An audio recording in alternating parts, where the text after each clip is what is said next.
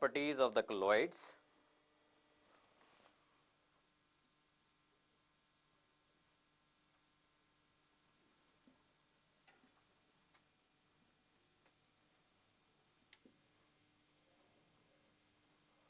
सबसे पहले डिस्कस करेंगे हम फिजिकल प्रॉपर्टीज।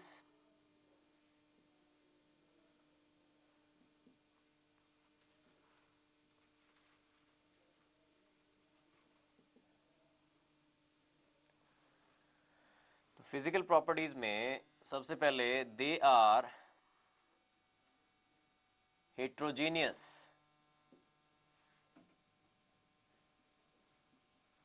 जो कोलॉइडल सॉल्ट्स हैं they have heterogeneous character, that means dispersion phase जो है और डिस्पर्स्ड फेज जो है और डिस्पर्शन मीडियम है, they will have different phases, heterogeneous in character. Second is their filterability.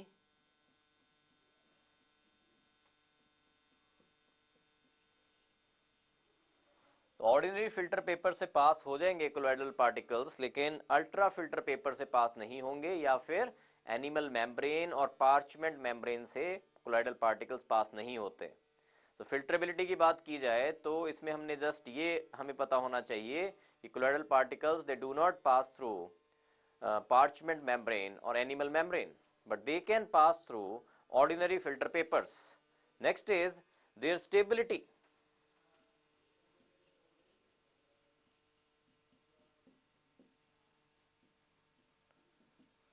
तो colloidal particles जो हैं they do not settle down, वो randomly move करते रहते हैं from one position to another, therefore they are stable. Colloidal solutions are stable in nature. Next in physical properties we have visibility.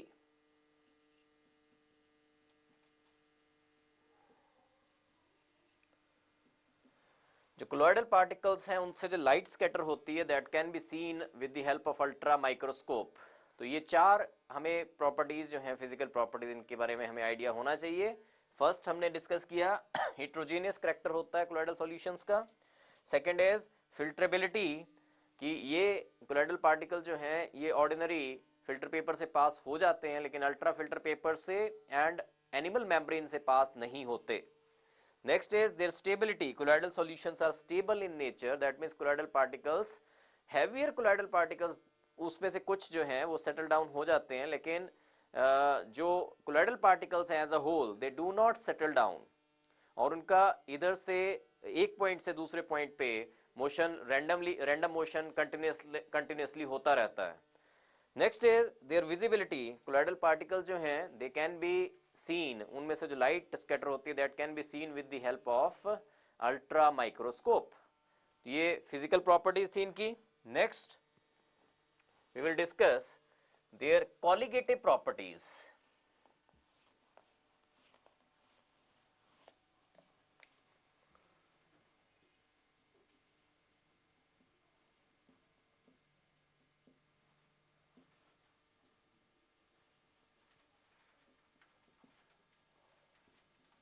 Colligative properties, first of all colligative properties होती क्या हैं? Colligative properties ऐसी properties होती हैं जो number of solute particles पे depend करती हैं। चार थी ये हमने सॉल्यूशंस में की हैं, elevation in the boiling point, relative lowering in the vapor pressure, depression in the freezing point and osmotic pressure. अब इस केस में अगर कोलॉइडल सॉल्यूशंस के केस में हम जो कॉलिगेटिव प्रॉपर्टीज हैं उनको स्टडी करें तो इनकी एप्रिशिएबल वैल्यू नहीं आती in case of colloidal solutions. हमें पता है कोलॉइडल पार्टिकल जो कॉलिगेटिव प्रॉपर्टीज हैं they are directly proportional to number of solute particles. अब क्योंकि कोलॉइडल पार्टिकल्स का मॉलिक्यूलर मास जो होता है दैट इज क्वाइट हाई, इसलिए नंबर ऑफ मोल्स जो होंगे कोलॉइडल पार्टिकल्स के present in the solution they are very very less. और क्योंकि number of moles of colloidal particles बहुत कम हैं, इसलिए कॉलिगेटिव प्रॉपर्टीज की वैल्यूज एप्रिशिएबल नहीं आएंगी। और जो मॉलिक्यूलर मास हम कॉलिगेटिव प्रॉपर्टीज की हेल्प से डिटरमिन करते हैं उनकी भी ठीक वैल्यू नहीं आएगी अगर हम कॉलिगेटिव प्रॉपर्टीज की हेल्प से मॉलिक्यूलर मासेस निकालना चाहें इन केस ऑफ कोलॉइडल सॉल्यूशंस। लेकिन एक ऐसी कॉलिगेटिव प्रॉपर्टी है जिसकी एप्रिशिएबल वैल्यू आ जाती है इन case of colloidal solutions also, और वो प्रॉपर्टी है ऑस्मोटिक प्रेशर। ऑस्मोटिक प्रेशर की कोलॉइडल सॉल्यूशंस के केस में भी एप्रिशिएबल वैल्यू आ जाती है, और therefore molecular masses of colloidal particles can be determined with the help of only one colligative property, and that is osmotic pressure। तो second हमने discuss किया, देखिए ऑस्मोटिक प्रेशर। जो ऑस्मोटिक प्रेशर है उसकी हेल्प से हम कॉलिगेटिव प्रॉपर्टीज, ऑस्मोटिक प्रेशर जो है उसकी हेल्प से हम मॉलिक्यूलर मास निकाल सकते हैं कोलॉइडल पार्टिकल्स का। तो बेसिकली हम डिस्कस कर रहे हैं कॉलिगेटिव प्रॉपर्टीज। 4 कॉलिगेटिव प्रॉपर्टीज थी सॉल्यूशंस में। अब इस केस में कोलॉइडल पार्टिकल्स का क्योंकि मॉलिक्यूलर मास काफी ज्यादा होता है, इसलिए जो कॉलिगेटिव प्रॉपर्टीज हैं उनकी एप्रिशिएबल वैल्यूज नहीं आएंगी, और क्योंकि एप्रिशिएबल वैल्यूज नहीं आएंगी तो मॉलिक्यूलर मास भी ठीक से नहीं निकल पाएगा। लेकिन एक colligative property which is osmotic pressure, उसकी एप्रिशिएबल वैल्यू आ जाएगी इन case of colloidal particles also, in case of colloidal solutions also. इसलिए ऑस्मोटिक प्रेशर की हेल्प से मॉलिक्यूलर मासेस जो हैं कोलॉइडल पार्टिकल्स के, they can be determined. Next property which we have to study is mechanical properties।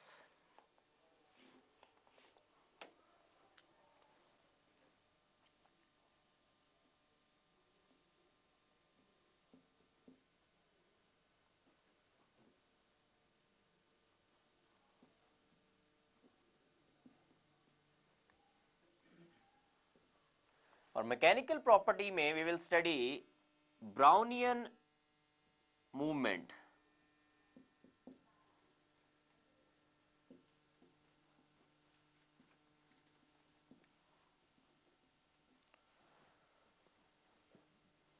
तो Robert brown एक scientist था, उसने सबसे पहले पोलन ग्रेन्स की रैंडम मोशन को स्टडी किया था। जब पोलन ग्रेन्स पानी में डाले जाते हैं तो वो एक जगह पे स्टिल नहीं रहते, वो कॉन्स्टेंटली उनका रैंडम मोशन होता रहता है।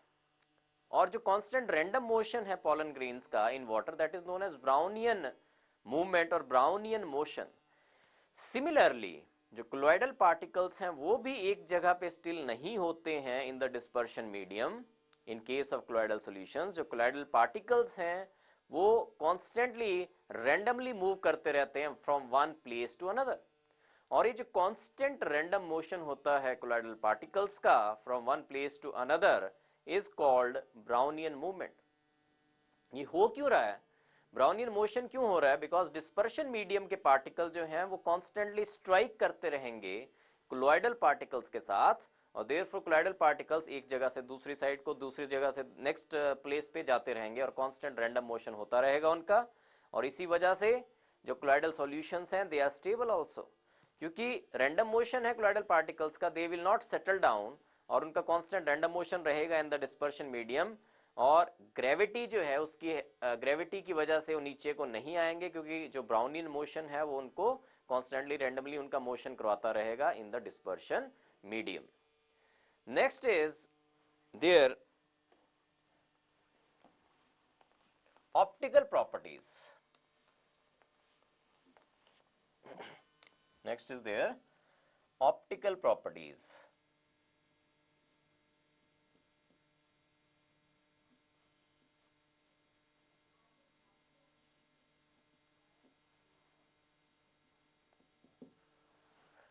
और ऑप्टिकल प्रॉपर्टीज में we will discuss Tyndall effect,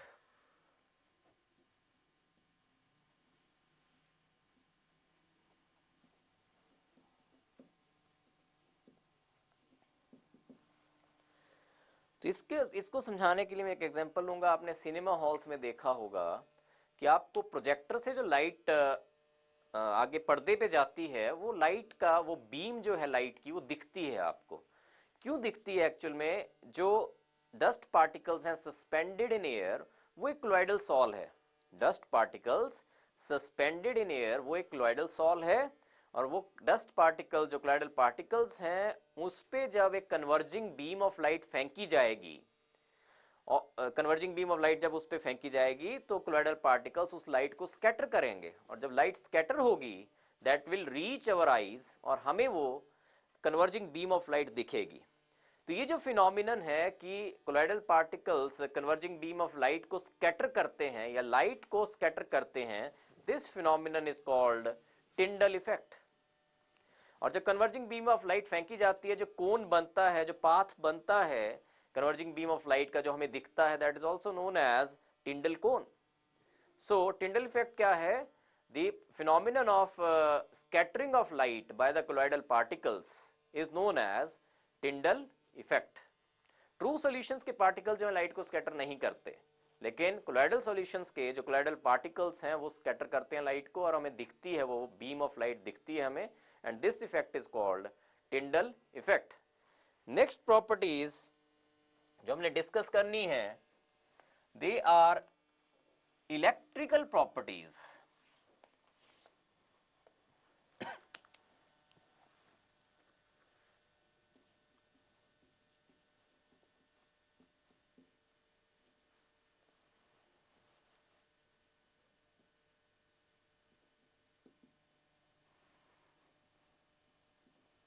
और इलेक्ट्रिकल प्रॉपर्टीज में भी सबसे पहले स्टेबिलिटी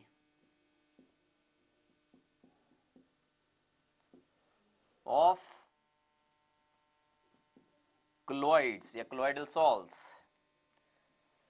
क्लोइडल सॉल्यूशंस स्टेबल क्यों होती हैं? इसका रीजन ये है कि हर एक क्लोइडल सॉल्ट के जो क्लोइडल पार्टिकल्स हैं उनका कोई ना कोई चार्ज होता है, either they are positively charged और नेगेटिवली चार्ज्ड।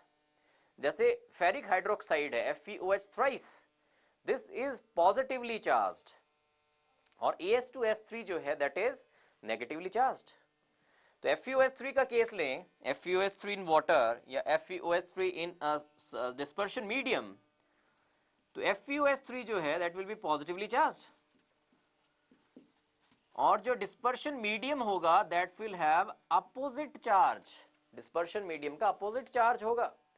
लेकिन बात हो रही है कि स्टेबल क्यों है, ये सस्पेंडेड क्यों रहेंगे डिस्पर्शन मीडियम में, सेटल डाउन क्यों नहीं हो रहे? सस्पेंडेड इसलिए हैं because each particle is positively charged. आपस में क्या होगा, इनके रिपल्शंस होंगी, दैट मीन्स ये आपस में ज्वाइन नहीं कर सकते, एग्रीगेट्स नहीं बनाएंगे ये आपस में। अगर एग्रीगेट्स नहीं बनाएंगे तो इनकी सेटलमेंट भी नहीं होगी, ये सस्पेंडेड रहेंगे और इनका कांस्टेंट रैंडम मोशन रहेगा from one position to another. तो मेन रीजन क्या है स्टेबिलिटी ऑफ क्लोइड्स का, कि जो क्लोइडल पार्टिकल्स होते हैं they are either positively charged और नेगेटिवली चार्ज्ड। जैसे ferric hydroxide solution colloidal salt जो है उसमें पार्टिकल जो होंगे colloidal particles they are positively charged. Of course जो डिस्पर्शन मीडियम है that will be negatively charged. ये पॉजिटिवली चार्ज कोलॉइडल पार्टिकल्स आपस में रिपेल करेंगे एक दूसरे को, रिपल्शंस होंगी इनमें, और ड्यू टू रिपल्शंस ये आपस में नजदीक नहीं आ पाएंगे, दैट मींस इनकी precipitation is not possible, precipitation नहीं होगी, और ये स्टेबल होंगे, एक जगह से दूसरी जगह मूव करते रहेंगे, सस्पेंडेड रहेंगे इन the dispersion medium, therefore colloidal salts are stable in nature. Next electrical property is electrophoresis or cataphoresis.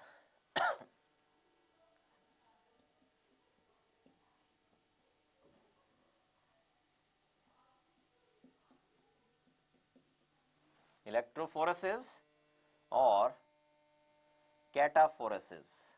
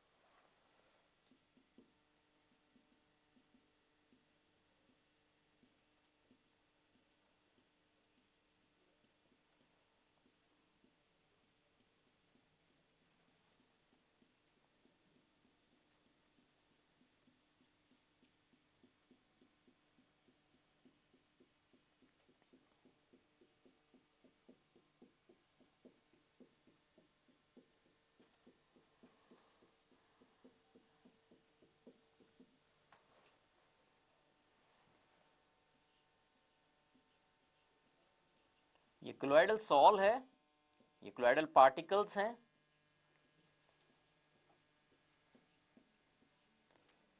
और यू शेप ट्यूब में रखे हुए हैं, और ये इलेक्ट्रोड्स हैं, अभी इलेक्ट्रिसिटी पास नहीं हुई है, तो कोलॉइडल पार्टिकल्स सस्पेंडेड होंगे, सभी साइड्स पे होंगे।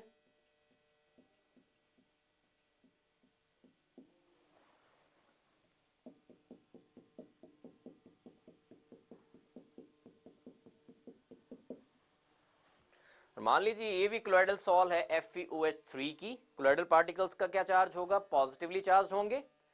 जब इलेक्ट्रिसिटी पास करवाएंगे तो let this be positive terminal, this be negative terminal, ये कैथोड है, ये एनोड है। तो मैंने कहा FeOH3 की बात कर रहा हूं मैं।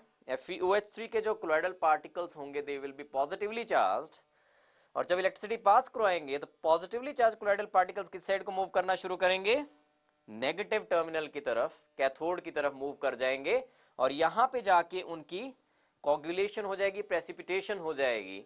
और ये जो फिनोमिनन है कि जब इलेक्ट्रिसिटी पास करवाई जाती है कोलॉइडल सॉल्यूशन में से, तो जो कोलॉइडल पार्टिकल्स हैं they start moving towards oppositely charged electrodes. ये जो मूवमेंट है towards oppositely charged electrodes, this is known as electrophoresis और कैटाफोरेसिस।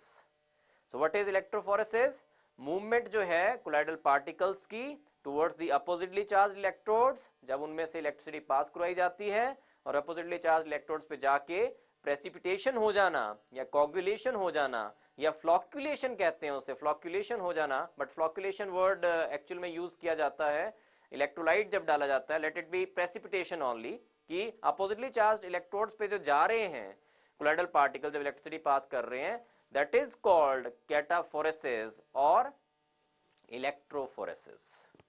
नेक्स्ट इलेक्ट्रिकल प्रॉपर्टीज में हमने डिस्कस करना है electro osmosis.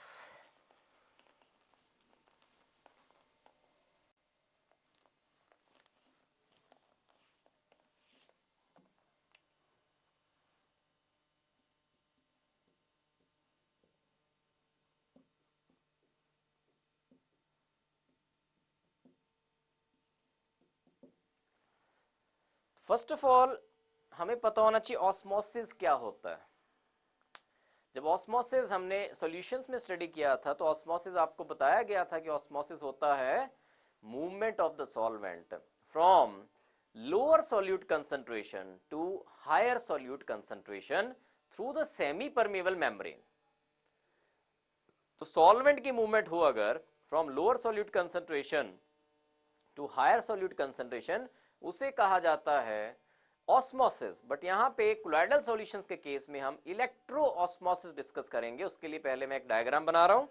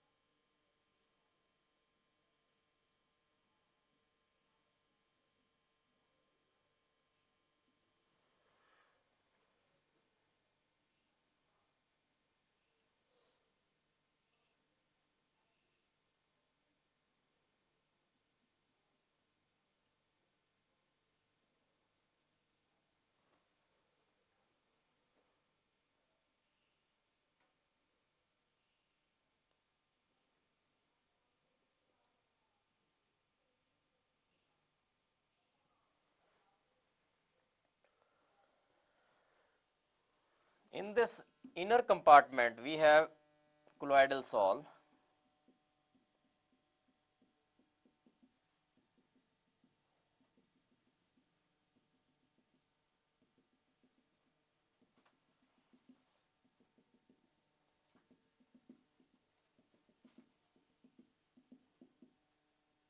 we have colloidal sol,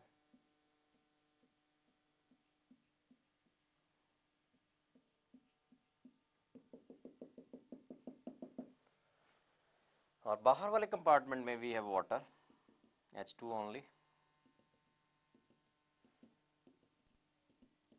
और साथ में we have electrodes also.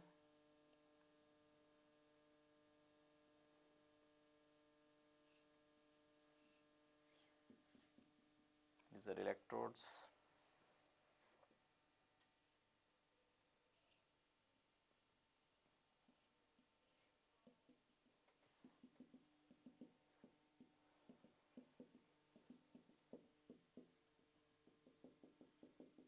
Water.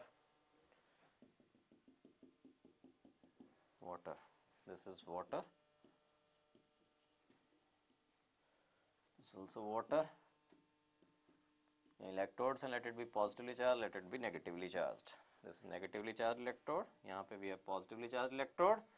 मान लीजिए क्लोइडल सॉल जो है वो AS2S3 की बात हो रही है, AS2S3 इन वाटर, AS2S3 जो होंगे they will be negatively charge, और जो वाटर होगा डिस्पर्शन मीडियम जो होगा that will B positively charge. तो एग्जांपल मान लीजिए AS2S3 का है, AS2S3 के पार्टिकल्स नेगेटिवली चार्ज और natural dispersion medium will be positively charge. Dispersion medium जो है ये सेमी परमेबल मेम्ब्रेन्स हैं। डिस्पर्शन मीडियम मैंने कहा दैट इज पॉजिटिवली चार्ज्ड, तो जब इलेक्ट्रिसिटी पास करवा रहे हो आप, इलेक्ट्रोड्स लगाए हैं, नेगेटिवली चार्ज्ड है डिस्पर्शन मीडियम, पॉजिटिवली चार्ज्ड है डिस्पर्शन मीडियम, क्योंकि colloidal particles AS2S3 they are negatively charge, तो पॉजिटिवली चार्ज डिस्पर्शन मीडियम किस इलेक्ट्रोड की साइड मूव करना चाहिए? डिस्पर्शन मीडियम को इस साइड को आना चाहिए। पॉजिटिवली चार्ज है डिस्पर्शन मीडियम, तो अपोजिटली चार्ज इलेक्ट्रोड की साइड मूव करेगा through the semi permeable membrane, तो इस वाले कंपार्टमेंट में वाटर लेवल राइज करेगा। और ये जो मूवमेंट होती है डिस्पर्शन मीडियम की through the semi permeable membrane to the oppositely charge electrode is known as electroosmosis. तो एक बार फिर से सुनिए, ये एपरेटस है ऐसे वाला, इसमें ये सेमी परमेबल मेम्ब्रेन्स हैं, आउटर कंपार्टमेंट्स में भी है वाटर, इनर कंपार्टमेंट में कोलाइडल सॉल रखी हुई है, ये इलेक्ट्रोड्स हैं, let it be positively charge, let it be negatively charged. और मैं एग्जांपल ले रहा हूं AS2S3 कोलाइडल सॉल का, AS2S3 is negatively charge colloidal sol, dispersion medium उसमें पॉजिटिवली चार्ज्ड होगा, और positively charge dispersion medium will move towards negatively charge electrode, that means इस साइड को मूवमेंट होगी, ऐसे को डिस्पर्शन मीडियम की मूवमेंट होगी, कोलाइडल पार्टिकल्स जो हैं वो मूव नहीं कर पाएंगे, because colloidal particles they are not able to cross the semi permeable membrane, parchment membrane और एनिमल मेम्ब्रेन। सो ये मूव कर रहे हैं साइड को डिस्पर्शन मीडियम पार्टिकल्स, और मूवमेंट ऑफ डिस्पर्शन मीडियम के जो पार्टिकल्स हैं उनकी जो मूवमेंट है towards the oppositely charge electrode through the semi permeable membrane is known as electroosmosis.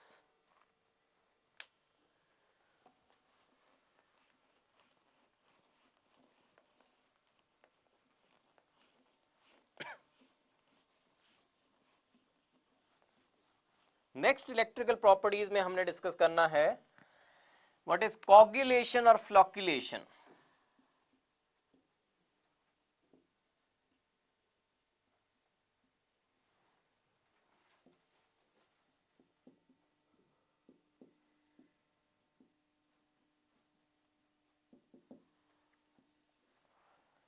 तो मैंने कहा कि जो कोलाइडल सॉल्यूशंस हैं उसमें कोलाइडल पार्टिकल्स जो हैं उनका कोई ना कोई चार्ज होता है, और चार्ज होने की वजह से ही वो आपस में रिपल्शंस करते हैं, रिपेल करते हैं एक दूसरे को, और इसलिए स्टेबल होते हैं।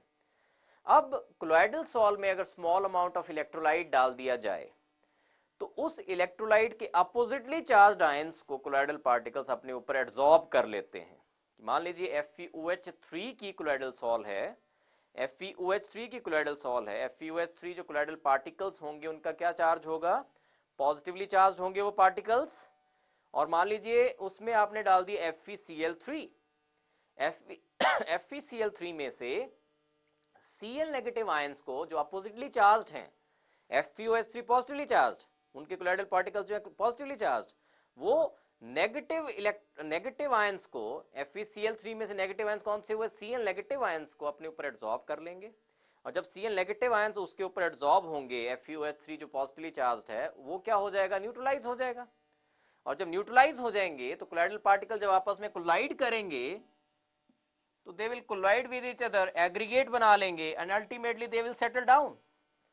सेटल डाउन हो जाएंगे, और सेटल डाउन जो हो रहे हैं जब आप क्लोइडल सॉल्यूशन में स्मॉल अमाउंट ऑफ इलेक्ट्रोलाइट डाल रहे हो, और स्मॉल अमाउंट ऑफ इलेक्ट्रोलाइट में से अपोजिटली चार्ज्ड आयंस को अपने ऊपर एब्जॉर्ब करने के बाद जब क्लोइडल पार्टिकल्स सेटल डाउन हो रहे हैं, उनकी प्रेसिपिटेशन हो रही है, that is known as coagulation और फ्लोक्यूलेशन।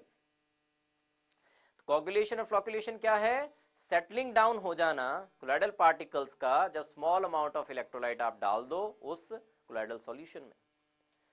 नेक्स्ट हमने देखना है कि what is the coagulation value और coagulation flocculation value of an electrolyte. तो कोगुलेशन वैल्यू या फ्लोक्यूलेशन वैल्यू क्या होती है? It is the minimum amount of the electrolyte in millimoles. Flocculation value क्या है?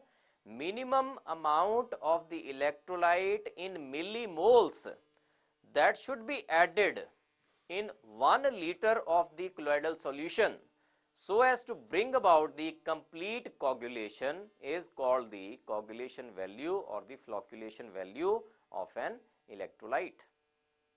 तो देखिए फ्लॉक्यूलेशन वैल्यू मैंने क्या कहा कि कितना अमाउंट मिलीमोल्स में इलेक्ट्रोलाइट डालना पड़ेगा हमें 1 लीटर कोलॉइडल सॉल में, सो दैट पूरी की पूरी कोलॉइडल सॉल्यूशन की फ्लॉक्यूलेशन या कोगुलेशन हो जाए, that is known as coagulation value और द फ्लॉक्यूलेशन वैल्यू।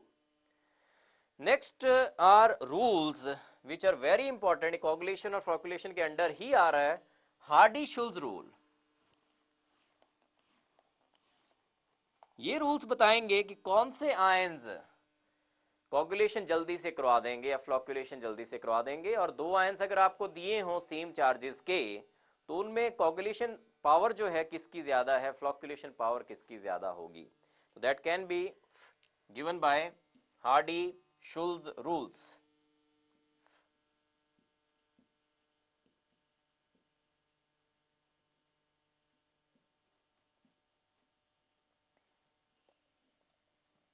तो हार्डी-शुल्ज रूल्स में सबसे पहला पॉइंट तो है जिसमें उन्होंने बताया है कि इफेक्टिव आयंस कौन से होते हैं जो कोगुलेशन कर देंगे। जैसे पॉजिटिवली चार्ज कोलॉइडल पार्टिकल्स हैं, FeOH3 की बात करें तो पॉजिटिवली चार्ज को न्यूट्रलाइज कौन से आयंस करेंगे? Negatively charge ions. तो इफेक्टिव आयंस कौन से उस केस में? Negative ions. तो उसने कहा जो आयंस कोगुलेशन करवा देते हैं कोलॉइडल पार्टिकल्स की, उन आयंस को इफेक्टिव आयंस कहा जाता है। सेकेंड रूल कि कोगुलेशन पावर जो होगी इफेक्टिव आयंस की, that will depend upon the valency of the effective ion. जितनी ज्यादा वैलेंसी होगी इफेक्टिव आयन की, उसकी कोगुलेशन पावर भी उतनी ही ज्यादा होगी। For example positively charge colloidal salts है, पॉजिटिवली चार्ज कोलॉइडल सॉल्ट्स हैं, उसको नेगेटिवली चार्ज कोलॉइडल सॉल्ट्स जो हैं, नेगेटिवली चार्ज इलेक्ट्रोलाइट्स जो हैं या आयंस जो हैं वही कोगुलेट कर पाएंगे। तो पॉजिटिवली चार्ज्ड कोलॉइडल सॉल्ट्स को नेगेटिवली चार्ज आयंस जो हैं वो कोगुलेट करेंगे, और नेगेटिवली चार्ज ये हैं मान लीजिए FeCN6 4 negative, and then we है मान लीजिए PO4 3 negative, SO4 2 negative, Cl negative. Positively charge colloidal salt को ये चारों के चारों न्यूट्रलाइज कर सकते हैं, कोगुलेट कर सकते हैं, लेकिन कौन सा जल्दी से कर पाएगा, किसका अमाउंट कम चाहिए होगा सो दैट कोगुलेशन कर दे, वो बताया हार्डी एंड शुल्ज ने। According to their second rule, higher the power valency, higher the valency of the ions, more will be the coagulating power. That means ये वाला एनाइन जो है इसकी कोगुलेटिंग पावर ज्यादा होगी, इसको कम अमाउंट में डालना पड़ेगा, इसको थोड़ा ज्यादा डालना पड़ेगा कोगुलेशन करवाने के लिए, इसको थोड़ा और ज्यादा डालना पड़ेगा, इसको और ज्यादा डालना पड़ेगा। जिसको कम डालना पड़ रहा है उसकी कोगुलेशन पावर ज्यादा है, उसकी प्रेसिपिटेशन पावर ज्यादा है। या फिर अगर we have negatively charge colloidal particles तो उसको कोगुलेट कौन से करेंगे? Ions positively charge. We have Al3 positive, Barium2 positive and Na positive, ये सारे के सारे नेगेटिवली चार्ज कोलॉइडल सॉल्ट्स को कोगुलेट कर सकते हैं, लेकिन कोगुलेटिंग पावर किसकी ज्यादा होगी? जिसकी वैलेंसी ज्यादा है। तो Al3 पॉजिटिव की coagulating power will be more as compare to Barium2 positive as compare to Na positive. और थर्ड जो पॉइंट दिया इन्होंने हार्डी-शुल्ज रूल में, दैट इज कि कोगुलेटिंग पावर जो है that is directly proportional to coagulation power या कोगुलेटिंग पावर या precipitating power is directly proportional to fourth power of the valency of the effective ion. Coagulating power जो है that is directly proportional to fourth power of the valency of the effective ion. तो एक बार फिर से देखिए, last जो electrical property है that is coagulation और फ्लॉक्युलेशन हमने डिस्कस किया. कोगुलेशन या फ्लॉक्युलेशन का मतलब होता है कि प्रेसिपिटेशन हो जाना कोलॉइडल सॉल्ट्स का, कोलॉइडल पार्टिकल्स का. प्रेसिपिटेशन या कोगुलेशन कब होगी? जब आप एक मिनिमम अमाउंट ऑफ इलेक्ट्रोलाइट डाल दोगे कोलॉइडल सॉल में. जब इलेक्ट्रोलाइट डालोगे उस इलेक्ट्रोलाइट्स के दो आयंस होंगे, पॉजिटिवली चार्ज और नेगेटिवली चार्ज. अगर कोलॉइडल सॉल्ट पार्टिकल जो है पॉजिटिवली चार्ज्ड हैं तो इलेक्ट्रोलाइट्स में से नेगेटिवली चार्ज्ड पार्टिकल्स को, आयंस को अपने ऊपर एब्जॉर्ब कर लेंगे, न्यूट्रलाइज हो जाएंगे, और न्यूट्रलाइज होने के बाद जब आपस में कंबाइन होंगे दे विल सेटल डाउन, और इस सेटलिंग डाउन को बोलते हैं कोगुलेशन होगी, फ्लॉक्युलेशन होगी. तो कौन सा आयंस जल्दी से कोगुलेशन कर सकता है? That can be given by Hardy-Schulz rule, that can be known from Hardy-Schulz rule. तो 3 पॉइंट्स दिए थे Hardy-Schulz rules में इन्होंने. फर्स्ट जो पॉइंट है वो कहता है कि इलेक्ट्रोलाइट्स के दोनों आयंस जो हैं वो इफेक्टिव आयंस नहीं हैं. अगर colloidal salt particle positively charged हैं तो positively charge colloidal salt particles को नेगेटिवली चार्ज्ड आयंस जो हैं वो कोगुलेट करेंगे. दैट मीन्स इफेक्टिव आयंस कौन से होंगे उस केस में? Negatively charged ions. That means effective ions कौन से हैं? Effective ions are the ions which are able to coagulate the colloidal particles first of all. Number 2, their charge will be opposite to that of the colloidal particles. Second point which is very important point कि coagulation जब करवानी है, मान लीजिए positively charge colloidal particles हैं तो उसको coagulation करें, उसकी coagulation करेंगे नेगेटिवली चार्ज एनायंस. ये 4 एनायंस मैंने लिए, इनमें coagulation पावर किसकी ज्यादा होनी चाहिए? coagulation पावर उस आयन की ज्यादा होगी जिसकी वैलेंसी ज्यादा है.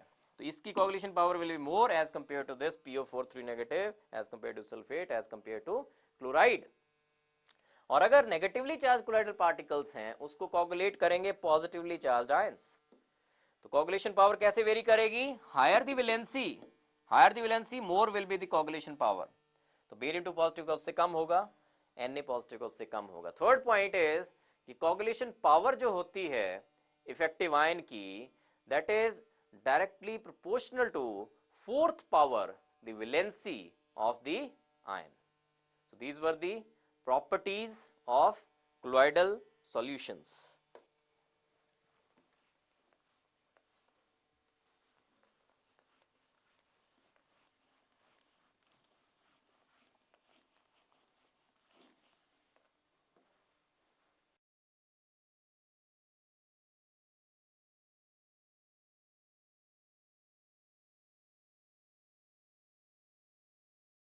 Next topic is protective action of the lyophilic colloids.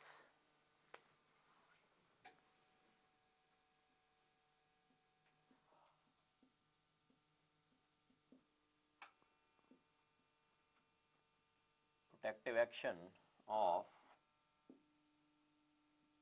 lyophilic colloids.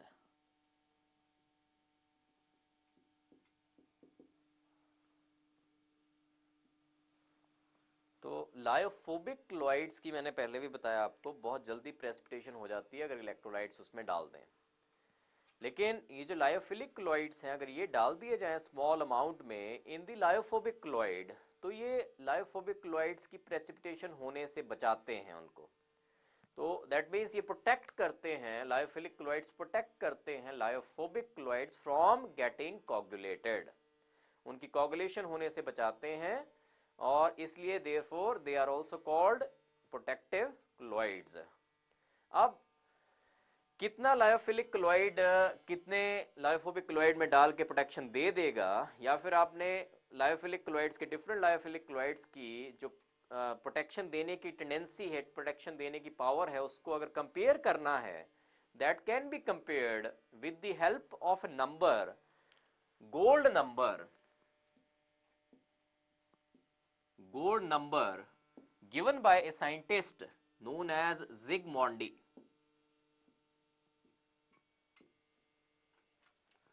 ये गोल्ड नंबर क्या होता है? Minimum amount of the lyophilic colloid, minimum amount of the lyophilic colloid milligrams में, which should be added to 10 milliliter of standard red gold sol in order to give it protection। जब इसमें की red gold sol में जब 1 millilitre 10% NaCl का आप डाल रहे हो, देखिए एक बार से फिर से सुनिए, रेड गोल्ड सॉल को इसमें स्टैंडर्ड लिया है, स्टैंडर्ड रेड गोल्ड सॉल लिया है और उसका 10 मिलीलीटर लिया है। उस स्टैंडर्ड रेड गोल्ड सॉल को प्रोटेक्शन देने के लिए कितना minimum amount of lyophilic chloride डालना पड़ेगा मिलीग्राम्स में, और प्रोटेक्शन किससे देनी है? प्रोटेक्शन देनी है कोगुलेशन होने से। और कोगुलेशन किससे करवा रहे हैं? 1 मिलीलीटर 10% NaCl का डाल के करवा रहे हैं। तो minimum amount of the lyophilic colloid in milligrams which must be added to 10 milliliter of standard red gold sol in order to prevent it from coagulation when 1 milliliter of 10% NaCl solution is added to it। तो जितना कम होगा gold number किसी lyophilic chloride के लिए, उतना ज्यादा उसकी coagulation, उतनी ज्यादा उसकी प्रोटेक्टिव पावर होगी, प्रोटेक्शन पावर उस लायोफिलिक क्लोराइड की ज्यादा होगी जिसका गोल्ड नंबर कम होगा। सो this was protective action of the lyophilic chloride and the gold number.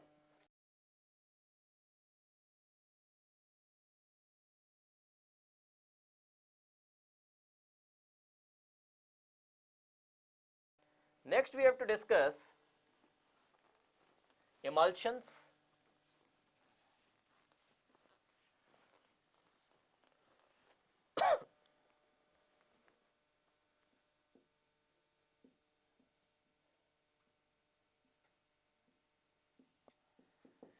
Emulsions are also colloidal salts, colloidal dispersions ही होती हैं, और emulsions में dispersed phase और dispersion medium दोनों ही liquids होते हैं। Both the phases are liquids। और ये बनती कैसे हैं? दोनों लिक्विड्स को स्ट्रांगली आपस में मिक्स कर दिया जाए तो इमल्शंस बन जाती हैं, लेकिन अगर स्ट्रांगली मिक्स कर दिया जाए तो थोड़ी देर बाद जो दोनों लिक्विड्स हैं वो सेपरेट आउट भी हो जाएंगे। इसलिए स्टेबल इमल्शंस बनाने के लिए कुछ केमिकल्स डालने पड़ते हैं which are called emulsifying agents और इमल्सिफायर्स। जैसे सोप है, that is an emulsifying agent, या फिर लायोफिलिक क्लोराइड है, that is an emulsifying agent. अब इमल्सिफाइंग एजेंट्स का क्या फंक्शन होता है वो मैं सोप की हेल्प से आपको एक्सप्लेन करता हूं। सोप्स क्या हैं? They are sodium salts of higher fatty acids, RCONA इनका जनरल फॉर्मूला। दो एंड्स होते हैं, पहले बताया गया आपको, ये एक पोलर हेड होता है और एक टेल होती है। पोलर हेड जो है that is hydrophilic, water loving है, और ये पीछे वाला जो टेल है दैट इज हाइड्रोफोबिक। जब इसको आप ऑयल में डाल देते हैं, ऑयल के साथ अगर वाटर भी है तो क्या करेगा ये कि ऑयल का ड्रॉपलेट मान लीजिए ये है, अब बाहर पानी है, ये जो टेल्स हैं अंदर को आ जाएंगी, माइसल्स बन जाएंगी, हाइड्रोफोबिक पोर्शन अंदर को आ जाएंगे और एम्बेडेड रहेंगे inside the drop of the oil, और ये हाइड्रोफिलिक पोर्शन बाहर को पानी में सस्पेंडेड रहेगा। तो इन अ वे इस सोप मॉलिक्यूल्स ने इन्होंने क्या किया, माइसल्स बना के क्या किया कि जो इंटरफेशियल टेंशन थी between the oil and the water उसको कम किया, इंटरफेशियल टेंशन को कम किया। इसलिए अब ऑयल और वाटर की लेयर डिफरेंट सेपरेट आउट नहीं होगी, और वाटर के ऑयल के जो ड्रॉपलेट्स हैं, छोटे छोटे ड्रॉपलेट्स हैं, वो सस्पेंडेड रहेंगे वाटर में, और सस्पेंडेड रहेंगे अगर, this will be called an emulsion, this will be A colloidal salt.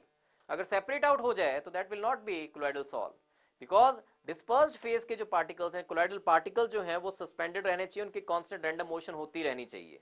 और सोप ने क्या किया कि ऑयल और वाटर के बीच में इंटरफेशियल टेंशन कम कर दी, और जब इंटरफेशियल टेंशन कम हो गई है तो उसकी वजह से ऑयल और वाटर जो है उनके लिए सेपरेट आउट नहीं होंगी और वो स्टेबल सॉल्ट बन जाएगी। So emulsifying agents are the chemicals which have to be added in order to make an emulsion a stable one। Stability लाने के लिए emulsifying agents डालने पड़ते हैं, जैसे लायोफिलिक क्लोराइड्स जो हैं या फिर सोप्स जो हैं, they are emulsifying agents। Now emulsions जो हैं they are of two types.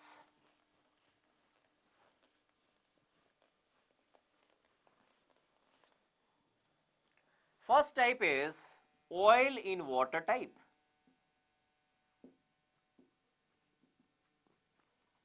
Oil will be dispersed phase, water जो है वो डिस्पर्शन मीडियम होगा. फॉर एग्जाम्पल मिल्क इस टाइप का एग्जाम्पल है. मिल्क जो है ऑयल या फिर fats, liquid fat molecule suspended in water. तो फर्स्ट टाइप जो है ऑयल इन वाटर, मिल्क उसका एग्जाम्पल है. Second type is water in oil, ये सेकेंड टाइप है और इसका एग्जाम्पल है cod liver oil. Cod liver oil, second example. Next we have to do is, what are the applications of colloids?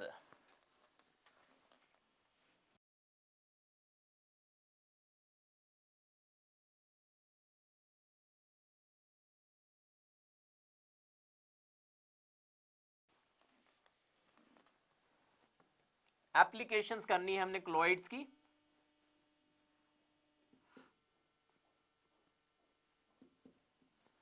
First application है इन medicines. Medicines अगर क्लोइड्स की form में हो तो वो रेडली एड्सॉर्ब हो जाती हैं इनसाइड आवर बॉडी. एड्सॉर्प्शन अच्छी तरह से हो जाती है अगर मेडिसिन्स को क्लोइड्स की फॉर्म में लिया जाए. Second application is sewage disposal.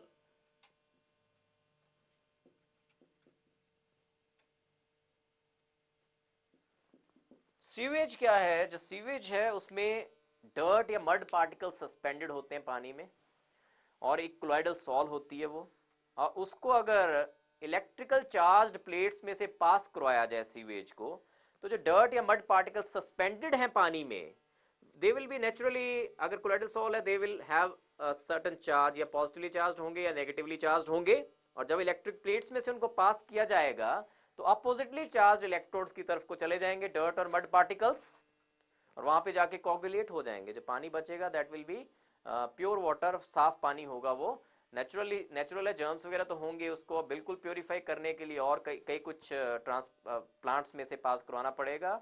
Otherwise जो मेन जो डर्ट पार्टिकल्स हैं और मड पार्टिकल्स हैं suspended in the sewage material, उसको कोगुलेट करवाया जा सकता है, बिकॉज सीवेज जो है that is a colloidal sol of dirt या mud particles suspended in water, और वो पॉजिटिवली चार्ज या नेगेटिवली चार्ज होते हैं. जब इलेक्ट्रिकली चार्ज प्लेट्स में से उस सीवेज को पास करवाया जाएगा तो डर्ट और मड पार्टिकल्स जो हैं अपोजिटली चार्ज इलेक्ट्रोड्स पे जाके कोगुलेट हो जाएंगे. और देयरफॉर जो सीवेज डिस्पोजल, जो सीवेज है उसका डिस्पोजल किया जा सकता है by using the properties of colloidal salts. Third application is in purification of H2O.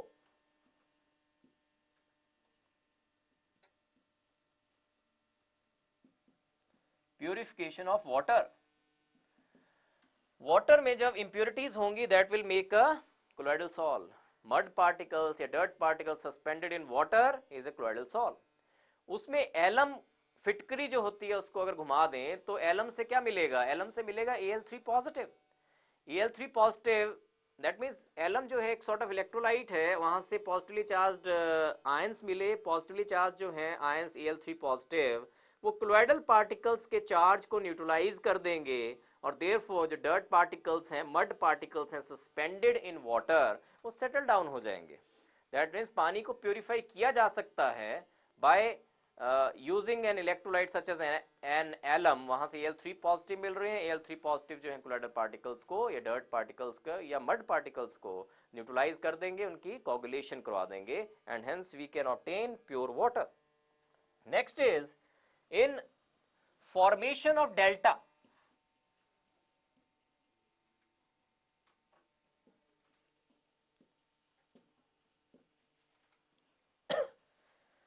Deltas कहाँ फॉर्म होते हैं? जब रिवर जस्ट मिलने वाली होती है सी के पास, समुद्र के पास जब मिलने वाली होती है रिवर, तो डेल्टा फॉर्म होते हैं. होता क्या है कि जो सी है that is a big source of electrolytes, वहां पे बहुत से इलेक्ट्रोलाइट्स प्रेजेंट हैं, और जो रिवर वाटर है वो क्लोइडल सॉल्यूशन है of mud particles suspended in water. जब रिवर जो है क्लोइडल सॉल जो है वो समुद्र के बिल्कुल नजदीक पहुंच जाएगी, समुद्र से मिलेगा उसको, उसके पानी से उसको मिलेंगे इलेक्ट्रोलाइट्स। इलेक्ट्रोलाइट्स क्या करेंगे, मड पार्टिकल्स को कोगुलेट कर देंगे। तो जस्ट जहां पे रिवर मिलने वाली है वहां पे मड पार्टिकल्स या रेत इकट्ठा हो जाएगा, और यहाँ रिवर एक लेन में आ रही थी और उसके बाद ये ऐसे को सब डिवाइड हो जाएगी, एंड ये जो डिवीजन हो रहा है और ये पे यहाँ पे जो इकट्ठा हो रहा है रेत सारा, दिस इज अ डेल्टा। तो क्यों रेत यहाँ पे कोगुलेट क्यों हो रहा है, क्योंकि ऊपर जो रिवर है that is a colloidal sol of dirt particles या mud particles suspended in water. और समुद्र से क्या मिले, इलेक्ट्रोलाइट्स मिले, सी वाटर से इलेक्ट्रोलाइट्स मिले। इलेक्ट्रोलाइट्स क्या कर देंगे, कोगुलेट कर देंगे, क्लोइडल पार्टिकल्स बैठ जाएंगे, सेटल डाउन हो जाएंगे, और यहाँ पे क्लोइडल particles mud particles settle down होने शुरू हो गए, नीचे बैठ गए।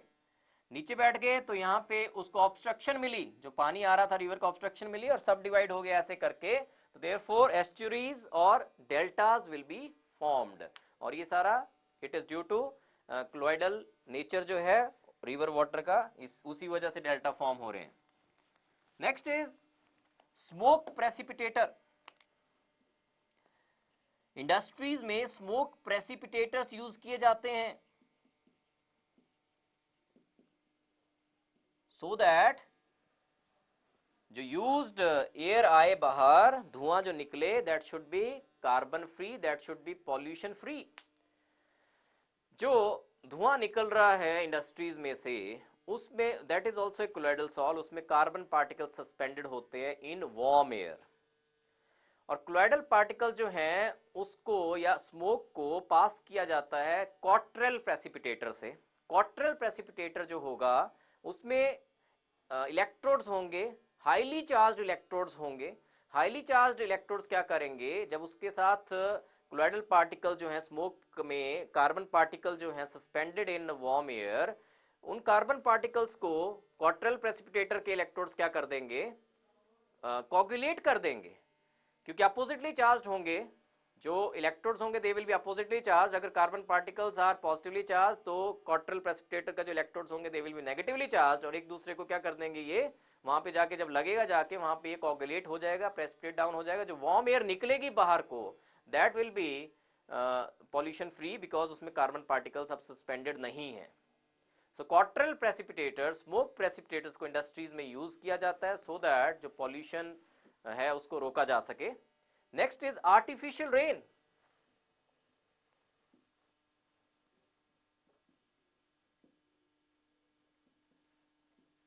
दिस एप्लीकेशन, जो क्लाउड्स हैं they are also colloidal sols, water suspended in air. जो क्लाउड्स हैं they are colloids, colloidal solutions हैं, water particles, water droplets suspended in air. तो करेंगे क्या कि क्लाउड के ऊपर जाके with the help of a plane वहां पे सैंड पार्टिकल्स को स्प्रे कर देंगे। क्लाउड के ऊपर से जाके सैंड पार्टिकल्स को स्प्रे कर देंगे। जब सैंड पार्टिकल्स क्या करेंगे, जो वाटर ड्रॉपलेट्स हैं उसको कोगुलेट कर देंगे। जब वाटर ड्रॉपलेट्स आपस में मिल जाएंगे, उनकी कोगुलेशन हो जाएगी, दैट विल कॉज रेन। तो आर्टिफिशियल रेन करवाई जा सकती है with the help of spraying sand particles. Cloud एक क्लोइडल सॉल है, water droplet suspended in air, water droplet suspended in the cloud, और ऊपर से अगर सैंड पार्टिकल्स को स्प्रे करेंगे वो क्या करेंगे, न्यूट्रलाइज कर देंगे इन वाटर ड्रॉपलेट्स को। जब न्यूट्रलाइजेशन होगी तो नेचुरली ज्वाइन हो जाएंगे, आपस में ज्वाइन हो जाएंगे तो नीचे आ जाएंगे और it will cause artificial rain. So these were the applications of colloidal salts.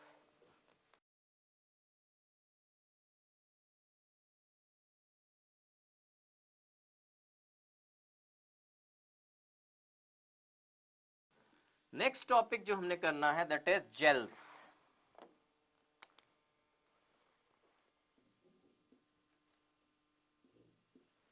Gels हैं वो भी कोलोइडल सॉल्ट्स होते हैं। इसमें डिस्पर्स्ड फेज जो होती है that is liquid, and dispersion medium जो होता है दैट इज सॉलिड। तो liquid in solid gels are the colloidal salts, जिसमें कि dispersed phase is liquid and dispersion medium is solid. इसमें दो टर्म्स हैं, एक तो सिनरेसिस एक टर्म है विच इज इंपॉर्टेंट, syneresis और weeping of the gel, syneresis और वीपिंग ऑफ जेल। तो कोलॉइडल सॉल्ट को अगर थोड़ी देर खड़ा रहने दिया जाए तो उसमें से पानी जो है वो बाहर आ जाता है, पानी जो है दैट ओजेज आउट, और जब पानी बाहर आ जाएगा दैट इज कॉल्ड सिनरेसिस और वीपिंग ऑफ द जेल। और नेक्स्ट जो है जेल्स जो है दो तरह की हैं, gels are of two types, एक है इलास्टिक जेल्स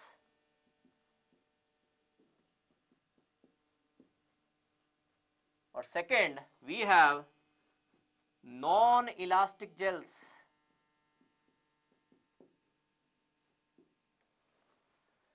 तो इलास्टिक जेल्स कौन सी हैं? ऐसी gels which possess the property of elasticity. Elasticity का मतलब है कि अगर इनमें से पानी बाहर आ जाता है ड्यू टू डिहाइड्रेशन तो उसके बाद दोबारा से ये क्रिएट की जा सकती हैं, पानी के साथ मिक्स करेंगे, जो सॉलिड बच जाएगा उसको पानी के साथ मिक्स करेंगे और उसको हीट करेंगे और कूल कर देंगे, दोबारा से जेल बन जाएगी। तो इट पोजेसेस, इलास्टिक जेल जो है they possess the property of elasticity, that means एक बार ये अगर डिहाइड्रेशन हो जाती है पानी निकल जाता है, दोबारा से बनाया जा सकता है, पानी के साथ मिक्स करो, हीट करो और कूल कर दो, जेल दोबारा से बन जाएगी। लेकिन जो नॉन इलास्टिक जेल्स हैं दे do not possess the property of elasticity, एक बार पानी निकल गया तो निकल गया, दोबारा से नहीं बनाई जा सकती। सेकेंड जो पॉइंट ऑफ डिफरेंस है इनमें, इलास्टिक जेल जो हैं दे शो इम्बाइबिशन। ये इम्बाइबिशन क्या होता है कि अगर इन जेल्स को, इलास्टिक जेल्स को पानी में रखा जाए तो ये पानी को एब्जॉर्ब कर लेती हैं और इनकी स्वेलिंग हो जाती है, और स्वेलिंग अगर हो जाए दैट इज कॉल्ड इम्बाइबिशन हो गया इनका। और नॉन इलास्टिक जेल्स जो हैं दे do not show this swelling type of phenomenon, पानी में रखा जाए तो स्वेल नहीं होंगी और therefore they do not show imbibition. Examples हैं इनके, इलास्टिक जेल्स है starch and cellulose, they are elastic gels, and in non elastic gels we have an example silicic acid। तो ये था जेल्स के बारे में।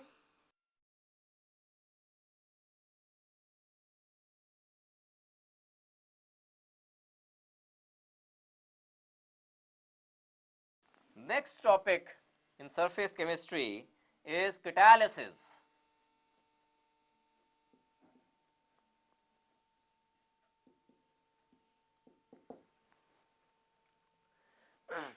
सो कैटालिसिस में we have to discuss catalyst सबसे पहले कि व्हाट आर कैटलिस्ट। कैटलिस्ट एक ऐसे होते हैं, केमिकल सब्सटेंसेस होते हैं जो केमिकल रिएक्शन के रेट को चेंज कर सकते हैं।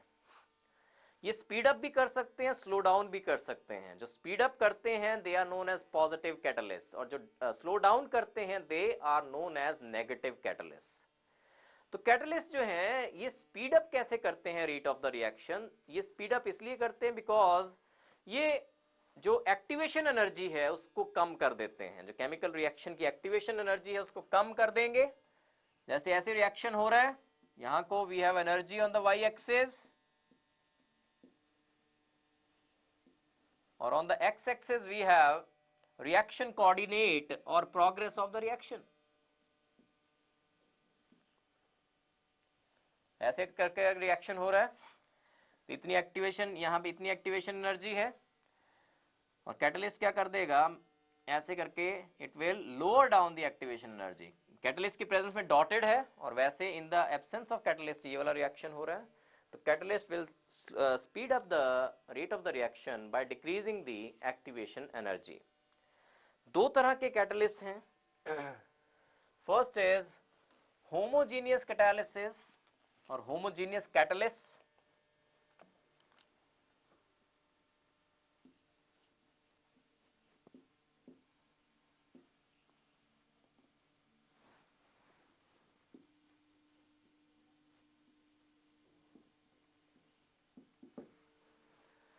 कैटलिस्ट को होमोजेनियस कब कहा जाएगा? जब कैटलिस्ट की फेज सेम होती है as that of the reactants. For example we have this reaction,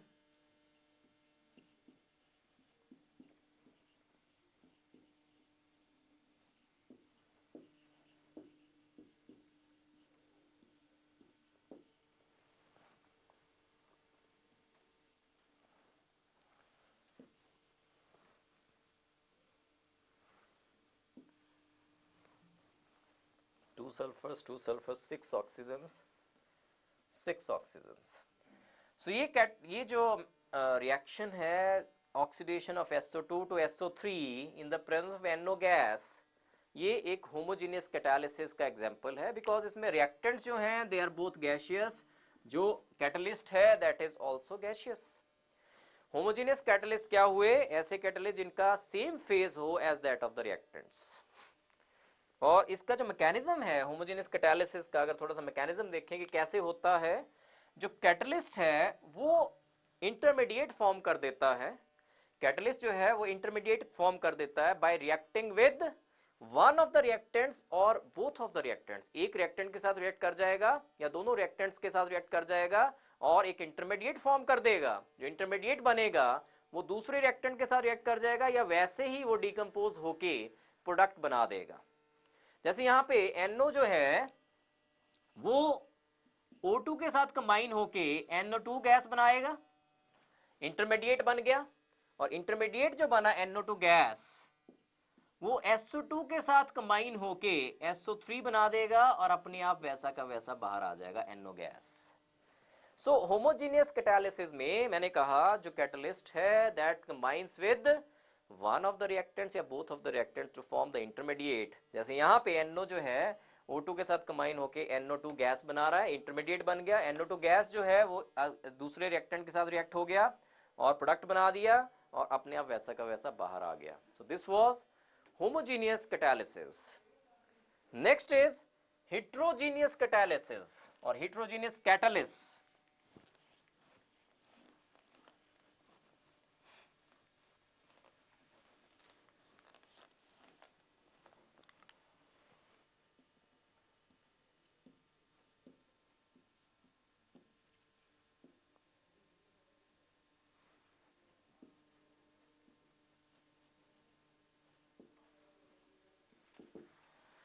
catalyst को हेट्रोजीनियस कब कहा जाता है? जब कैटलिस्ट की फेज डिफरेंट हो as that of the reactants. For example Haber's process में नाइट्रोजन और हाइड्रोजन कंबाइन होके, नाइट्रोजन गैस है, I am not balancing, hydrogen gas है, क्या बन जाएगा? NH3 gas. रिएक्टेंट्स की कौन सी फेज है? गैस। और यहाँ पे आयरन जो है दैट विल बी सॉलिड, जो कैटलिस्ट है दैट इज अ सॉलिड। तो ऐसा कैटलिस्ट जिसकी फेज डिफरेंट हो as that of the reactants, that type of catalyst is called heterogeneous catalyst. इसका थोड़ा मैकेनिज्म देखें कि होता कैसे है, हेट्रोजीनियस कैटालिसिस कैसे होती है। सबसे पहला स्टेप है केमिजॉर्प्शन, कि जो रिएक्टेंट्स हैं वो केमिकली कैटलिस्ट के ऊपर एड्सॉर्ब हो जाएंगे, केमिकली एड्सॉर्ब हो जाएंगे, केमिकल रिएक्शन फॉर्म कर देंगे उसके साथ, और केमिजॉर्प्शन हो जाएगी। केमिजॉर्प्शन होने से पहले हो सकता है कि रिएक्टेंट डिकम्पोज हो या वैसे के वैसे ही केमिकली एड्सॉर्ब हो जाए। First step is chemisorption, reactants adsorb हो जाएंगे on to the catalyst surface. Chemically adsorb होने के बाद उनका डिफ्यूजन होगा। Second step is diffusion and the chemical reaction. Diffuse करेंगे, वो एक्टिव साइट्स को जाएंगे और डिफ्यूज करेंगे, और एक्टिव साइट्स पे जाने के बाद वहां पे रिएक्ट हो जाएंगे दोनों रिएक्टेंट्स। और रिएक्शन के बाद थर्ड स्टेप जो है, जब प्रोडक्ट्स बन गए, रिएक्शन हो गया, तो लास्ट स्टेप इज डिसॉर्प्शन। जो प्रोडक्ट्स बन गए वो डिसॉल्व हो जाएंगे, वहां से निकल जाएंगे। तो हेट्रोजीनियस कैटलिस्ट देखिए, सबसे पहले मैंने बताया कि फेज जो है अगर कैटलिस्ट की डिफरेंट हो as compare to that of the reactants, तो इसको कहेंगे कि इट इज हेट्रोजीनियस कैटालिसिस, या फिर कैटलिस्ट को कहेंगे कि it is heterogeneous catalyst. For example Haber's process में N2 gas plus hydrogen gas will give you NH3 gas. Iron की प्रेजेंस में हो रहा है, आयरन सॉलिड है, और N2 और H2 जो हैं गैसेज हैं, तो it is an example of heterogeneous catalysis. होते कैसे हैं? फर्स्ट स्टेप मैंने बताया, केमिजॉर्प्शन हो जाएगी, जो रिएक्टेंट्स हैं एज सच वो कैटलिस्ट के सरफेस पे एड्सॉर्ब हो जाएंगे या फिर डिकम्पोज होने के बाद वो केमिकली एड्सॉर्ब हो जाएंगे on to the surface of the catalyst. Second step में डिफ्यूज करेंगे, वो पर्टिकुलर रिएक्टेंट जो एक्टिव साइट्स को जाएंगे, डिफ्यूजन होगा, वहां पे केमिकल रिएक्शन हो जाएगा और प्रोडक्ट्स बन जाएंगे। लास्ट स्टेप इज डिसॉर्प्शन, कि जो प्रोडक्ट्स बन गए वो अब डिसॉर्ब भी हो जाएंगे। This was heterogeneous catalysis. अब कुछ कैरेक्टरिस्टिक्स हैं कैटलिस्ट के जो हमने करने हैं।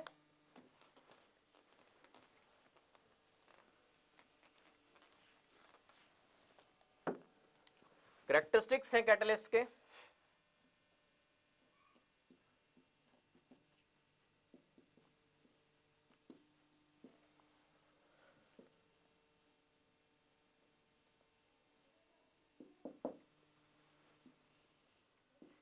सबसे पहला कैरेक्टरिस्टिक है activity of the catalyst.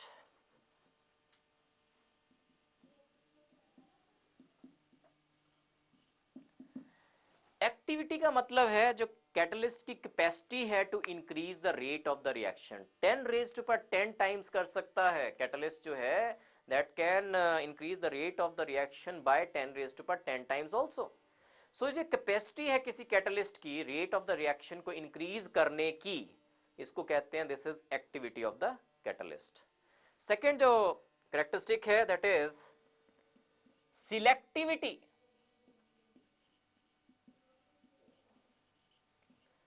Selectivity का मतलब है कि एक कैटलिस्ट जो है वो सिलेक्ट कर सकता है कि मैंने कौन सा प्रोडक्ट बनाना है।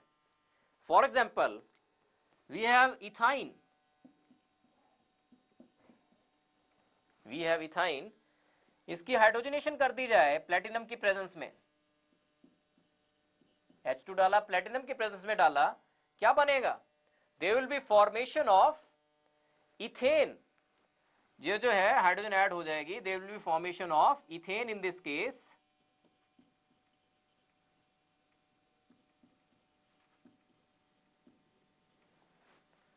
और अगर यही रिएक्शन लिंडलर्स कैटलिस्ट की प्रेजेंस में किया जाए,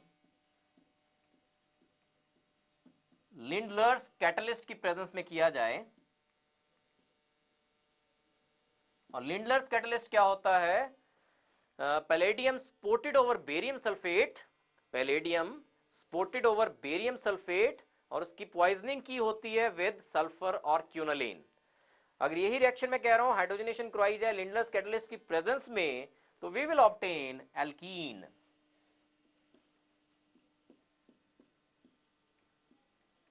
इन this case we will obtain alkene.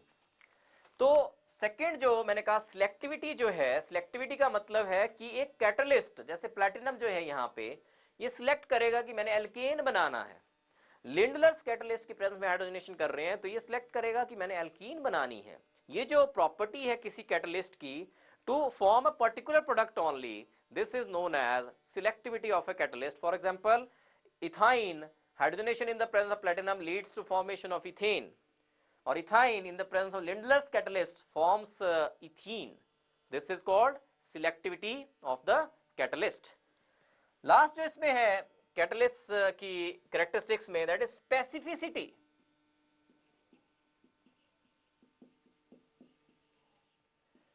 Catalysts are specific in nature. Specificity का मतलब है कि एक कैटलिस्ट जो एक पर्टिकुलर रिएक्शन को कैटलाइज कर रहा है, जरूरी नहीं है कि वही कैटलिस्ट दूसरे रिएक्शन को भी कैटलाइज कर दे। तो catalyst are highly specific in nature. So these were catalyst.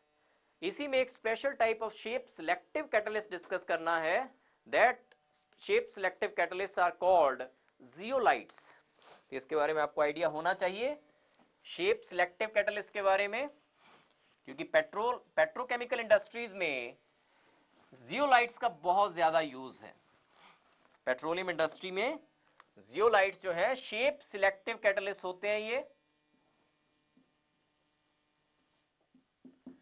Shape selective catalyst होते हैं। वैसे दीज आर एल्यूमिनोसिलिकेट्स। जियोलाइट्स जो हैं दे आर एल्यूमिनोसिलिकेट्स। सिलिकेट्स की जो 3 डायमेंशनल नेटवर्क है उसमें से कुछ सिलिकॉन एटम्स हटा दिए जाएं और एल्यूमिनियम वहां पे प्लेस कर दिए जाएं तो दे आर कॉल्ड एल्यूमिनोसिलिकेट्स। और जब इनको हीटअप किया जाता है वैक्यूम की प्रेजेंस में, तो वाटर क्रिस्टलाइजेशन जो अंदर होते हैं, पानी के वाटर मॉलिक्यूल्स जो होते हैं अंदर एम्बेडेड वाटर क्रिस्टलाइजेशन, वो निकल जाएंगे। और जब वो निकलेंगे तो कुछ पोर्स क्रिएट हो जाएंगे, और पोर्स जो होंगे वो स्पेशल साइजेस के होंगे, स्पेसिफिक साइजेस के होंगे। देयरफॉर उन पोर्स में स्पेसिफिक साइज के रिएक्टेंट्स ही ऐड हो सकते हैं और स्पेसिफिक साइज के प्रोडक्ट्स ही बाहर निकल सकते हैं।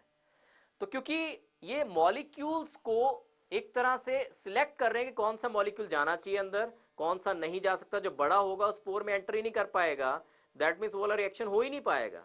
तो zeolites are also called molecular sieves. ये छानियां हैं एक तरह से, जैसे आटे की छाननी होती है वैसे ये मॉलिक्यूलर सीव्स हैं, बिकॉज ये बड़े वाले मॉलिक्यूल्स को अंदर नहीं जाने देते और छोटे वाले मॉलिक्यूल जो साइज के होंगे, जो पर्टिकुलर साइज होगा उस पर्टिकुलर जियोलाइट का, उसी साइज के रिएक्टेंट अंदर जा सकते हैं और उसी रिएक्टेंट्स को वो कैटालाइज करेंगे, उसी का रिएक्शन करेंगे, बाकियों का नहीं करेंगे। For example we have ZSM5, ऐसे लिखा जाता है इनको, zeolite sieve of molecular porosity 5। Numbers दिए होंगे हर एक जियोलाइट को कि पोर का साइज क्या है। जैसे ये ऐसे लिखा जाएगा एक ZSM5। ZSM5 means zeolite sieve of molecular porosity 5. So these were zeolites. And lastly in this chapter we have enzymes. Enzymes क्या होते हैं? Enzymes biochemical catalysts हैं। Enzymes जो हैं they are biochemical catalysts, जो हमारी बॉडी के अंदर reactions को catalyze कर रहे हैं, they are enzymes. These are actually globular proteins होते हैं और नॉन प्रोटीनियस पार्ट भी होता है इनमें थोड़ा सा present, which is called prosthetic group. Enzymes जो हैं इनके कैरेक्टरिस्टिक्स देखें तो they are also highly specific. ये रिएक्शन को स्पीड अप कर सकते हैं 10⁻20 टाइम्स। स्पेसिफिक हैं, 10⁻20 टाइम्स तक ये रेट ऑफ द रिएक्शन को इंक्रीज कर सकते हैं। एक्टिविटी बहुत ज्यादा है और इनका ऑप्टिमम टेम्परेचर जिस पे काम कर सकते हैं, मोस्ट एफिशिएंटली काम कर सकते हैं, वो है 37 डिग्री सेल्सियस जो बॉडी का टेम्परेचर होता है और pH value is 7.4। So enzymes are nothing but they are biochemical catalyst. These are globular proteins. Non proteinious part को प्रोस्थेटिक ग्रुप बोला जाता है। जो प्रोटीन्स हैं ये एंजाइम्स हैं, they are also highly specific. Activity बहुत ज्यादा है इनकी और इनका जो फिजियोलॉजिकल एक्शन है वो देखा जाए अगर तो मैक्सिमम फिजियोलॉजिकल एक्शन जो होगा मोस्ट एफिशिएंट एंजाइम्स होंगे 37 डिग्री सेल्सियस पे और 7.4 पीएच वैल्यू पे। सो दिस वाज सरफेस केमिस्ट्री और इसके बाद हम असाइनमेंट्स डिस्कस करेंगे इसके बेस पे।